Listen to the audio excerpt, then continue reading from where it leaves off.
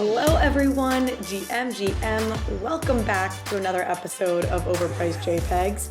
I'm Carly Riley and I am back, baby. I have been in the Amazon. It was an incredible trip, which you will likely hear a hell of a lot more about from me over the coming weeks. But for now, I am back, I am in the States, and I am ready to talk all things NFTs, the metaverse, and what the heck has been going on over the past couple of weeks while I was gone. Not much, right? Just like quiet few weeks while I was out of town. I really appreciate everybody just, keeping things calm for me, while I was away. I'm kidding, of course. There was so much that went down. I can't wait to talk about all of it. But first, a couple things to note, a couple housekeeping things. First of all, yes, I am losing my voice. I have been away. I was in Brazil for a week. It's been a big couple of weeks, and it's really taking its toll on my ability to speak. So don't blame me. Second, if you have not, please subscribe to this channel. If you are listening on YouTube or watching on YouTube, subscribe to the YouTube channel. You may actually be watching this on the Bankless YouTube channel. You can also go over and subscribe to the Overpriced JPEGs YouTube channel. I would absolutely love that. Or if you're listening to this on a podcast, please subscribe to the podcast. It means the world to me and also means you'll be updated as new episodes come out. So, a win-win. And with those items out of the way, we're going to hear a word from our sponsors and then dive right into today's episode. It's increasingly obvious that everything will become tokenized, and NFT marketplaces needs robust financial reporting, performance analysis, and the peace of mind that they are compliance ready. GILDED's NFT Ops is a one-stop financial reporting solution for growing NFT platforms. GILDED has developed marketplace-specific modules to track the financial performance of NFT creators, including revenue tracking, collection metrics, royalty payments, and revenue share. Customers of NFT Ops gain full access to accounting tools and powerful APIs for custom integrations that simplify operations, streamline reporting, and produce tax-ready data. So no wonder why so many top brands like CoinMarketCap, Gitcoin, Nifty's, and POAP trust GILDED to automate complex reporting workflows. Visit gilded.finance/bankless to learn more. RARIBLE is the NFT platform that's leading the charge into the multi-chain universe ahead of us. Available on Flow, Tezos, Polygon, and of course, Ethereum, RARIBLE is the perfect place for NFT newcomers, profile picture collectors, and experienced NFT traders. RARIBLE has a variety of NFT features that set it apart from other NFT marketplaces. They have a native messaging function allowing you to DM your friends or haggle with sellers. They also have a mobile app on iOS and Android with a built-in NFT portfolio tracker tool, so you can easily check the value of your digital art portfolio. RARIBLE is built on the RARIBLE protocol, a multi-purpose, open source, and community-governed NFT protocol that helps build products and services across the NFT ecosystem, including white label marketplaces tailored to specific NFT communities. So go to rarible.com and start discovering and trading NFTs, putting in floor bids to join PFP communities, and DM with some brand new internet friends. We are going to dive straight in. Of course, the biggest story of the week is YugaLabs, which will be coming up. I will give you all my thoughts. I have strong thoughts about Otherside and the land sale they did. But I want to start with a new company. They've raised $6.9 million backed by Alexis Ohanian and his venture fund, and also OpenSea, and it's called Americana. Americana chips turn physical objects into NFTs. I should shout out my friend Ryan Oyang, who has a company called If You Know that is also doing something very similar. Ryan, you're the best. But I want to talk about this concept. So they basically, you can apply chips to physical items that connect those physical items to the blockchain. I think the opportunity here is massive and so exciting, and I want to talk about it. What we are talking about is the capacity to create a global digital database of things, of all things. And I think that opportunity is the implications of that are maybe even bigger than people are thinking. So having this global database on the blockchain of all of our items will create really global price transparency, which, depending on the industry, that's more or less of a problem. But in general, greater transparency, greater global price transparency is so empowering for the consumer, right? Opacity benefits the rich and the powerful. Transparency benefits the collective and the many. We know that price transparency is a huge problem in the art market. Oftentimes, I think somebody who I interviewed said this, like they had a friend who worked at a gallery and the person working in the gallery wasn't even allowed to know the price of particular artworks. So getting visibility into the history of items, whether it be cars, furniture, pottery, anything and everything, is just incredible. I also think what it does for the consumer experience, the potential for the consumer experience, is really, really interesting. So I want to play out some hypotheticals here. I just came back from the Amazon, and I have been reading a book about the history of Amazon, the company. So it's been a big couple of Amazon weeks for me. And this is quite obvious to us now, but one of the big unlocks for Amazon, the business, was their personalization feature. The fact that if you ordered books from Amazon, because in the early days, of course, it was just a bookstore, you could go back and it would recommend other books for you. It could personalize your experience shopping on Amazon. And that was something that Barnes & Noble really couldn't offer you in the same way, even though Barnes & Noble maybe had your buying history for you just at that Barnes & Noble store. They weren't customizing your experience in the store based on that. And I think what we will see increasingly is as our purchasing history is tied, both our digital, our online, and our physical purchasing history has the potential to be tied to a central digital identity of ours. The capacity for personalizing our experience, even in an IRL setting, I think will go up. I think it's really interesting to think what stores can do when they can, if we so choose to let them, tap into our wallet, tap into our digital identity, see what we like, and then make recommendations in store about maybe what we're drawn to.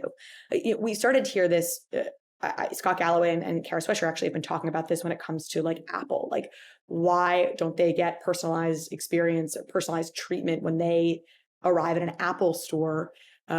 Given that they're big customers, Apple should know who they are when they, enter the store and provide experiences specifically for them. I think we'll see increasingly that kind of personalized experience across all stores, and crypto and having a central digital identity is a huge part of that. And then having this database of things where my digital identity shows not just what I'm buying in the digital realm, but also potentially what I'm buying in the physical realm, because those physical items are also being stored and itemized in a central blockchain database.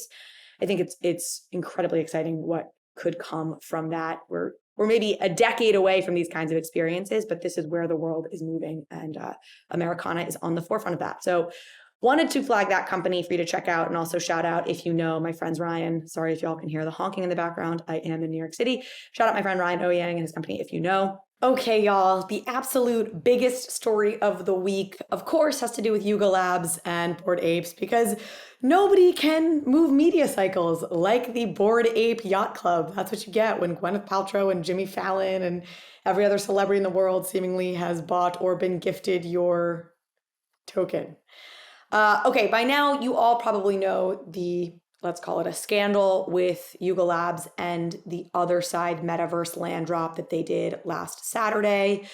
I'll run through it really quickly here just in case you've been living under a rock, but I really want to make a more macro point around this whole topic. So, all right, last Saturday, YugaLab launches their Otherside metaverse land drop. They broke Ethereum. Demand was absolutely out of control.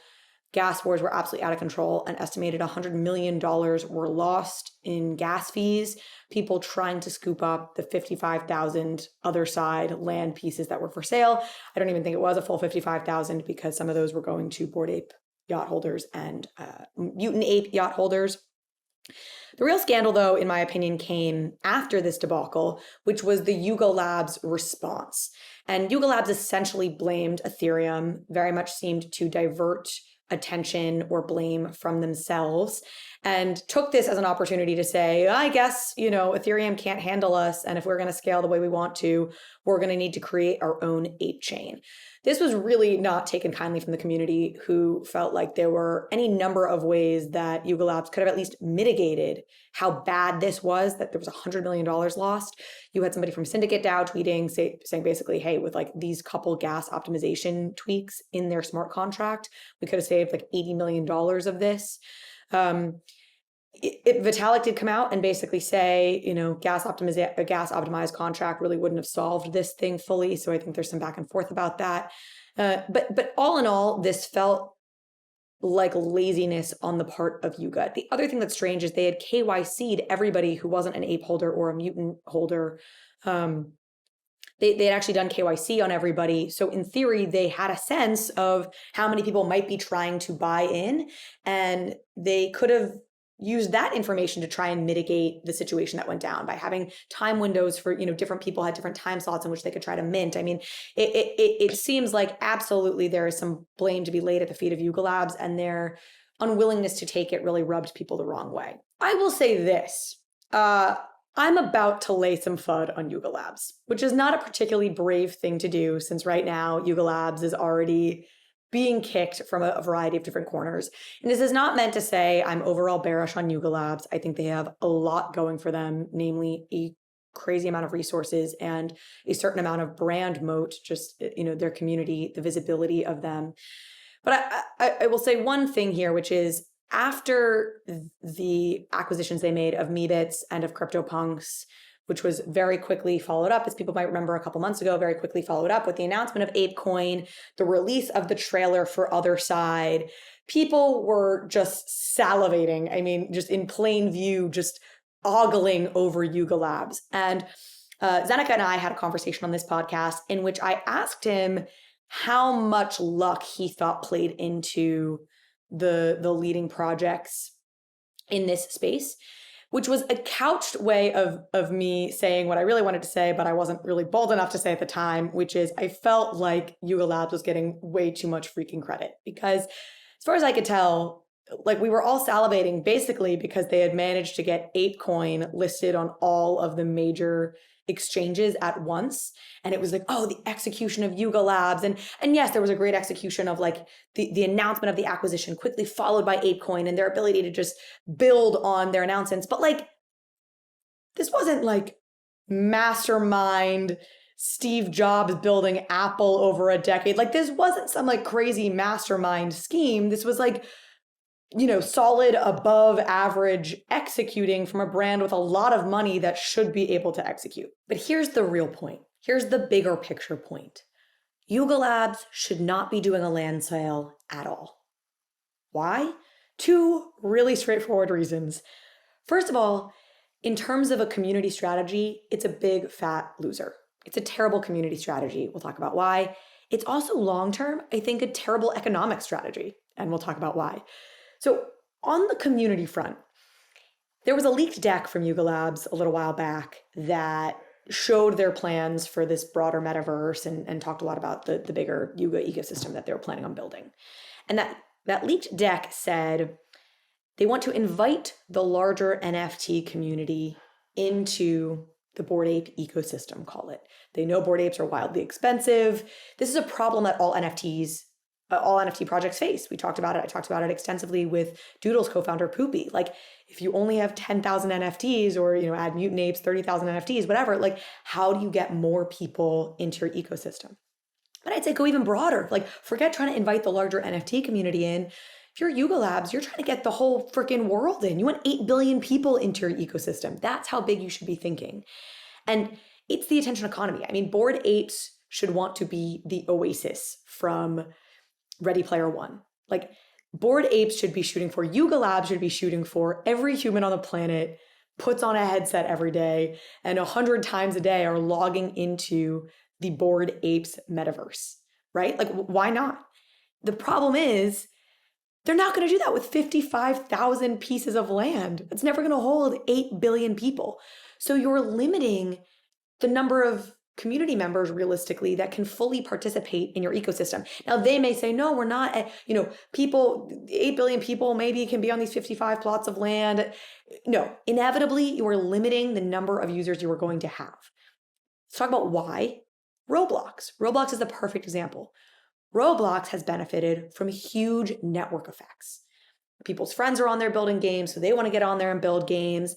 And everybody's able to participate because there's an infinite amount of land. So there's an infinite potential for user-generated content. This should be the most obvious concept in the world for those of us in Web3. You want to maximize the community's ideas. You want to open source this. You want anybody with a good idea to build a game in your world or to build atop of the game that you've already created. In the case of YugaLabs, they clearly have some specific gaming ideas and stories and concepts in mind, but you should want people to be able to build on top of that. And so finally, Axie Infinity is literally dealing with this right now.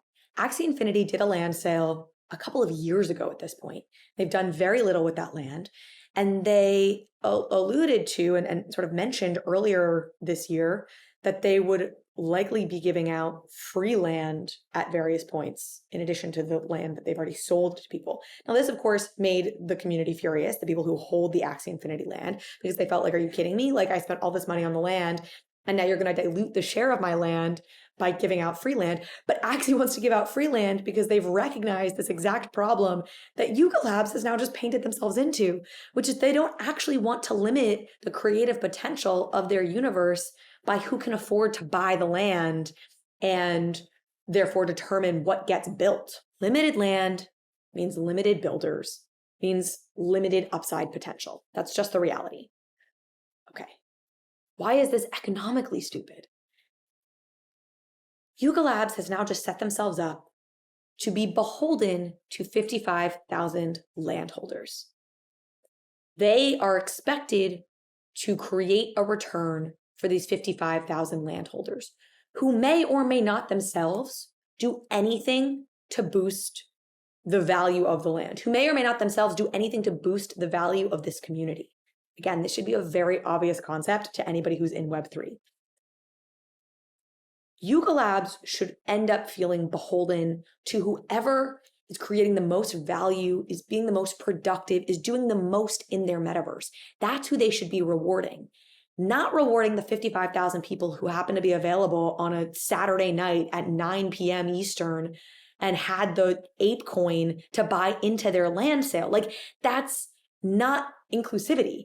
This is a dynamic you see play out in other failed land-like contexts where you have speculators who buy up land and then just sit on it and don't do anything productive with it necessarily, or then lease it out to somebody who can maybe do something productive, but they're just rent seekers. It's everything that Web3 wants to do away with, which is centralized control and put the power and the benefit instead into the hands of people who are actually the creators, who are actually the builders. So that's also, they've painted themselves into an economic corner now in a situation where they have to reward a bunch of people who were free on a Saturday night. Here's the other thing. By now having this economic duty, you could call it, obligation to these 55,000 landholders, they don't get to prosper as much from the potential here. So this is a funny thing. This is probably a broader point about something that's going on in Web3 that I think is very interesting. In like the rest of the business world, people are obsessed with recurring revenue. And like every business is trying to become a recurring revenue business where they have some sort of recurring revenue model. Roblox has a recurring revenue model, right? You can have a subscription to Roblox where you, on a recurring basis, are buying Robux, and then you get all sorts of other benefits for being a part of their ecosystem. The NFT world is obsessed with one-time purchases that get you like lifetime access benefits. And in theory, the recurring revenue here is secondary sales. But that's not the kind of consistency that makes you comfortable if you're reading like a profit and loss statement, or, like you're reading financial papers. You want to know that every month you have whatever, your Netflix with your X number of subscribers every month paying. And so I think there's a really interesting potential with recurring revenue models in metaverses that is maximized when you haven't done a land sale. Okay, so let me spell out another vision here, which is Bored Apes, YugaLabs creates an open metaverse world where there's infinite amounts of land. They still build their awesome, incredible game that everybody wants to be a part of, but you also tap into the community and incredible user-generated content and games and this whole ape world that looks like the ape branding, but is tapping into community potential and becomes wildly popular and successful. Now, maybe you charge people on a recurring basis for continued access to that metaverse. And maybe, people pay monthly, and every time they, pay their monthly fee on that recurring basis, they get a new NFT, and it's their monthly NFT that unlocks that world, and they get to log in with that NFT. And now every month they're getting their NFT that represents their re-upped subscription, and they're using that to unlock the world. I don't know, perhaps that's not the right way to do it, but I think there's so many interesting models here for metaverses. And I feel like all we see get tapped right now are just like one-time land sale, which just limits your potential in so many ways.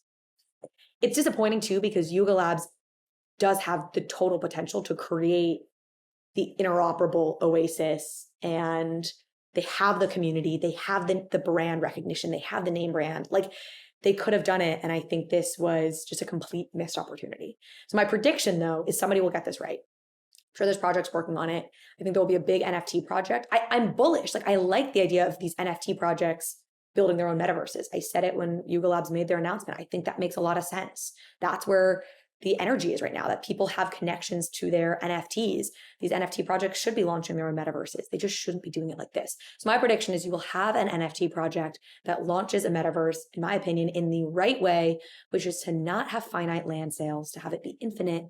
And I think Doodles could be it. I think Doodles is so savvy. I think they are building a very clear brand identity. I think they could create a very interesting world like this. Fuocious could also potentially do something like this. But if I were gonna, as a betting woman, I'd bet on Doodles, but somebody will do this. And that is my prediction. It will be an awesome NFT project that will succeed, not by doing a land sale, but by taking the longer term vision approach of creating consistently, day after day, an amazing metaverse experience that people want to be a part of, and monetizing it later. This is the final point I'll make. YugaLabs has raised, I think, $500 million from this land sale between primary sales and secondary sales. $500 million they have raised from this without having to really show proof of anything. And we need to start inverting that process where these brands start getting to monetize us after they've proven themselves, and building the metaverse first and monetizing it later, especially for these brands that already have a lot of money and have VC backing. I think that's the way to do it. Okay, long rant over. Living a bankless life requires taking control over your own private keys. And that's why so many in the Bankless Nation already have their Ledger hardware wallet. And brand new to the Ledger lineup of hardware wallets is the Ledger Nano S Plus, a huge upgrade to the world's most popular hardware wallet. With more memory and a larger screen, the Nano S Plus makes it easy to navigate and verify your transactions. And the paired Ledger Live desktop app gives you increased transparency as to what is about to happen with your NFT. What you see is what you sign. The Nano S Plus gives you the smoothest possible user experience while you're doing all of your crypto things. So go to the Ledger website to check out the features of the new Ledger Nano S Plus and join the waitlist to get yours. And don't forget about the Crypto Life card, also powered by Ledger. The CL card is a crypto debit card that hooks right into the Ledger Live app, right next to all the DeFi apps and services that you're already used to doing, like swapping tokens and staking. So if you don't have a Ledger hardware wallet, go to ledger.com, grab a Ledger, and take control over your crypto. If you're starting on your NFT journey, you need MetaMask. This is your tool to unlock the world of DeFi and NFTs without giving up custody over your private keys. MetaMask is both a secure in-browser wallet and also a secure bridge for your hardware wallet so that you can connect to any Web3 enabled website. You can now trade tokens with any DEX or aggregator. MetaMask Swap gathers real-time pricing information across the DeFi exchange ecosystem, allowing you to select your best price while getting all of the MetaMask benefits of self-custody, lower gas costs, and increased transaction success rates. MetaMask also has a fantastic mobile wallet, which I use while I'm out and about. And I use it to collect POAPs, NFTs, and use it for all my DeFi things while I'm away from home. If you haven't downloaded MetaMask, you gotta try it out. Download MetaMask for desktop and mobile at metamask.io, or load up your Ledger, Trezor, Keystone, or Lattice hardware wallets so that they too can get into Web3. On to the next scandal of the week. Man, y'all, it has been a week or two. My beloved Akutars, and the very bad, no good, terrible $34 million smart contract error. Again, you are probably familiar by now with the fact that as part of the Akutar mint and the Akutar Dutch auction, an error was made in their smart contract, which means there is $34 million locked in a smart contract that they will never be able to access. Perhaps as importantly and tragically, that $34 million was going to be used in part to refund users who took part in the Dutch auction and paid a higher price than those who bought in later. I'll explain that in a minute. It was also going to go to help refund any Akutar Mint Pass holders who had been told they would get a half an ETH price reduction on the final sale price of the Akutars in the Dutch auction. Akutar did, the Aku team made good on their promise to the community. Again, we'll talk about this, but they were not able to use the $34 million for any of that. This has got to be such a painful mistake. My heart goes out to the Akutar team. I'm kept up at night by some of the mistakes I've made in NFT land, and they've never cost me more than a few $1,000s. So this one is painful. Let's talk briefly about what happened. So I've talked about Aku and Akutars several times on this show. I'm very bullish on it. That still is true. It's a project founded by Micah Johnson, ex-MLB player, and I think he's created a really vivid world, even with the bits that he's released thus far, which is he's done like 10 NFT drops, and now this Akutar drop, which is the 3D avatar drop of this whole ecosystem. And they were doing something really cool. They were doing a Dutch auction, but instead of everyone paying whatever price they paid, wherever the Dutch auction sold out, so if it sold out at 1 ETH, anybody who had bought into the Dutch auction, had bought into the project above 1 ETH would get refunded to that 1 ETH level. This is a concept we've talked about before on this show as we've talked about Dutch auctions and how they get structured. It's something that Carlini of Penelope's, who was on the podcast, has talked a lot about publicly, that's the way Dutch auctions should be done. And so Akutars, finally, they were going to be the ones to do it. But this is, of course, novel, and they clearly did not have the right level of auditing in place to pull this off. My understanding of essentially what went wrong here, and I don't think I have this exactly right, but is some variation on it was like a counter error, right? So everything was being run through a smart contract. And once the project sold out, the smart contract was going to automatically identify, okay, it's sold out. That means it's sold out at this price. That means this number of wallets need to get refunded at this particular level. It would trigger the release of the remaining funds to the Akutar team. And if they had, 15,000 Akutars that they were releasing, the counter accidentally went up to 15,001, which meant that triggering event to unlock the funds, to unlock the refunds, etc., never got hit and never will get hit because they don't actually have that 15,001 NFT to be sold. So really painful error to make. And I think the other indictment of the team here is that you had people who warned them. You had people on Twitter, you had folks who were saying that there were errors in this smart contract, and the Akutar team seemed to be, it felt to people like they were being somewhat dismissive of those warnings they were receiving, which makes it, extra painful when the people pointing out the bugs turned out to be right. I think Akutar and the Aku team has handled this very well. They've, totally owned up to their mistake. They did right by the community, which of course cost them tremendously from, I'm sure they used the community, the treasury that they had built up from their other NFT sales. And they said, hey, look, we're moving forward. We made a mistake. We are moving on, and we've made right by the community, and here we go, onward and upwards. So there's nothing more they can do. I think from a community perspective, everything you were promised, you received. And I'm still very long-term bullish in this community. In some ways, I've joked before, it's the teams that have these sort of mistakes or these sort of hacks that, I trust the most moving forward, because I think they learn their lessons and are unlikely to make these kinds of mistakes again in the future. So I'm bullish Aku. This hasn't dampened that long-term bullishness. In the Bulls corner for Aku, we had an announcement that came earlier today. This is Wednesday, May 4th. Talking about 2 new hires the Aku team has made. I'm going to just read this to y'all. This is from the Aku account. We are excited to finally introduce you all to two incredibly talented world builders and creatives who have been working with us to expand the Akuverse into a broad landscape of story-driven avenues, places where we all know Aku should live. Kiri Hart oversaw Star Wars creative at Lucasfilm, and she executive produced Pixar's Soul and Luca. So there's no doubt she brings world building experience second to none. World building expertise second to none. And more importantly, we're on the same mission. She has the same big dreams for Aku that we have. And Stephen Fetter has been partnered with Kiri since he was her VP of film at Lucasfilm on Star Wars. He also helped build the renegade artist-focused studio Annapurna Pictures. His whole career is about helping elevate creators' voices. Blessed he brings that spirit to Aku.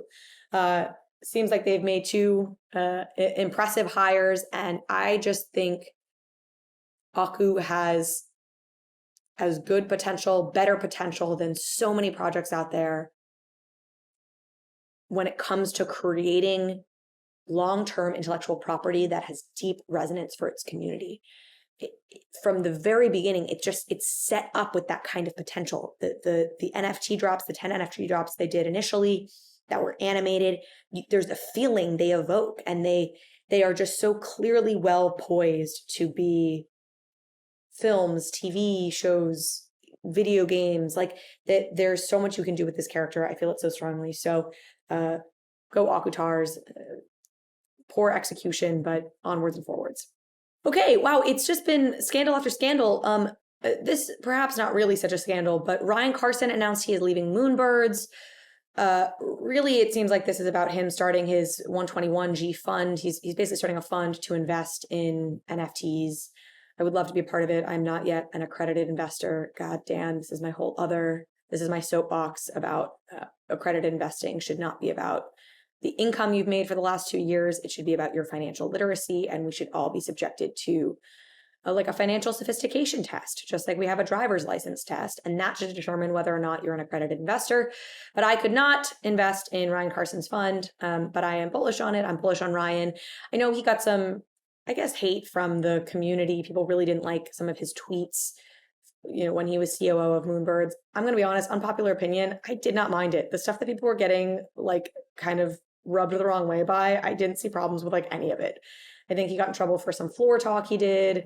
He got in trouble, whatever that means. People didn't love that he talked about his buying strategy for Moonbirds. I didn't mind any of that stuff. And, I know Kevin Rose had to come out and apologize a bit because Ryan, said, after this situation with YugaLabs, I have no doubt that Moonbirds will be a top 5 project. And Kevin Rose set out, came out and said, hey, we're gonna get there on our merits, not because other projects fail. We don't have to root for other projects to fail for us to succeed. But again, I just didn't take it that seriously. Okay, Ryan was making a joke about YugaLabs failed execution, and he was being a little tribal and a little pro Moonbirds. I don't know. I wasn't particularly bothered by Ryan's remarks, but I know others were. Kevin has also now said, Kevin Rose has come out and said, basically he doesn't need a COO anyway, because he is going to full-time move to Moonbirds. I think he was like, I expected Moonbirds to be successful, but I did not expect it to be nearly this successful this quickly. So it now requires my full-time attention. So Kevin Rose will be full-time building Moonbirds. That's good, I think necessary when your project has quickly risen to being a 30 ETH floor project. And that's that on Moonbirds. I think we're in a lull. We'll see. I'm sure there will be a lot more to talk about when it comes to Moonbirds in the future. But for now, I think it's time for them to show us what they've got. A lot of money was invested in the team, and it's now time to see what they can do. Okay, Cool Cats. I feel like Cool Cats has become the ugly stepsister or forgotten blue chip. But there has been some news out of Cool Cats recently. Their CEO stepped down. I didn't even know they had hired a CEO.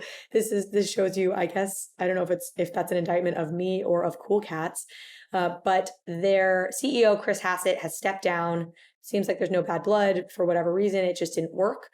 And they have now hired a leading headhunting firm. If Coca-Cola wants to hire a CEO, the headhunting firm that Coca-Cola would use, Cool Cats has hired to find them a new CEO, which I'm glad they should. They are they are taking themselves seriously. They are a major brand. They are a massive company, and they should be working with the best to find the absolute best person to lead Cool Cats into its next phase. It's definitely been struggling a little bit to find its identity, to find its footing, to succeed. And I hope its next chapter will be more bullish than this last chapter has been for them.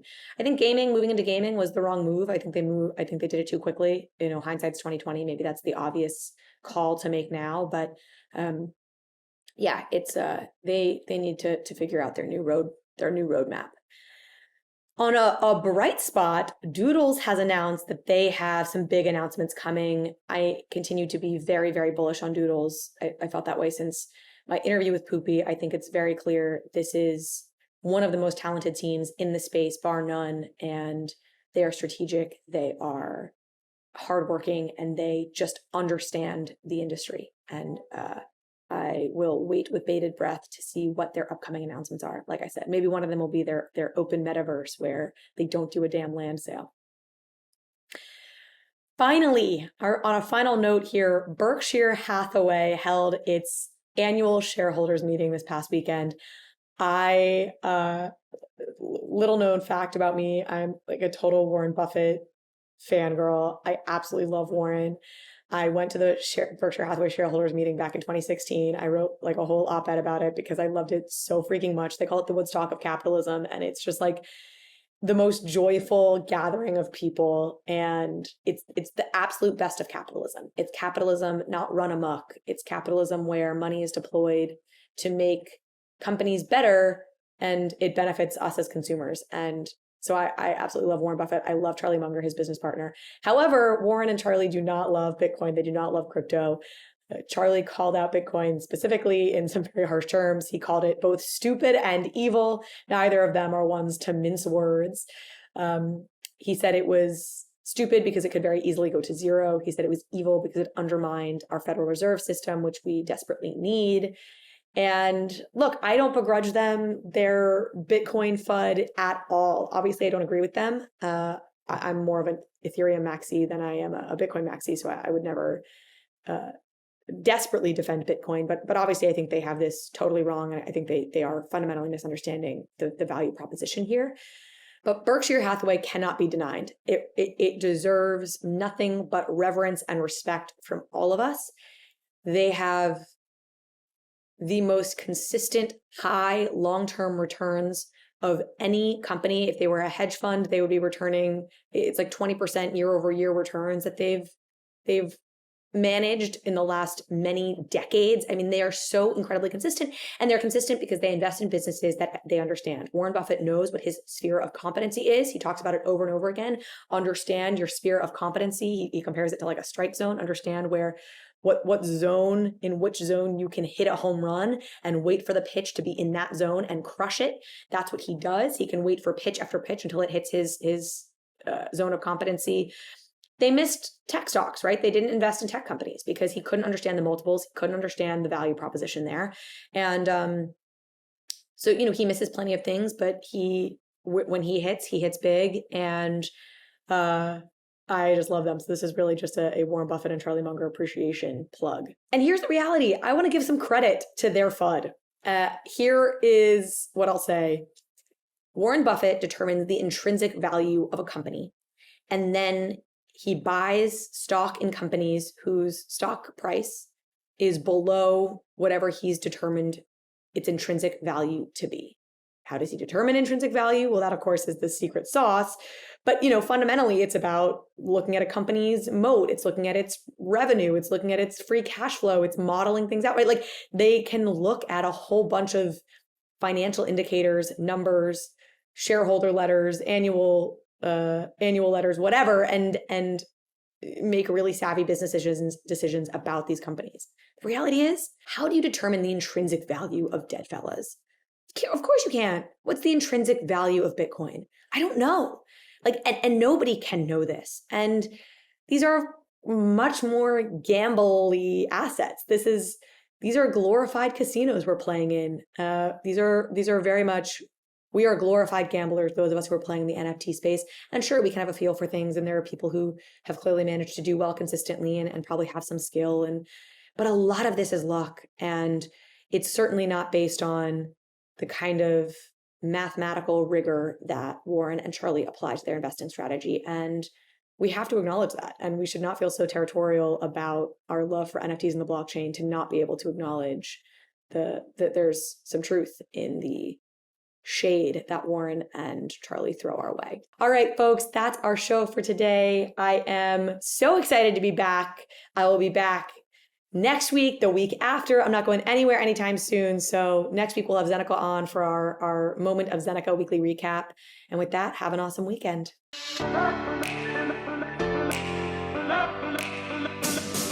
Thank you so much for watching this episode of Overpriced JPEGs. If you liked this conversation, if you liked this episode, please go ahead and hit subscribe. It helps me out, it helps the show out, and it means you will get alerts and updates when we post new content. Thanks again.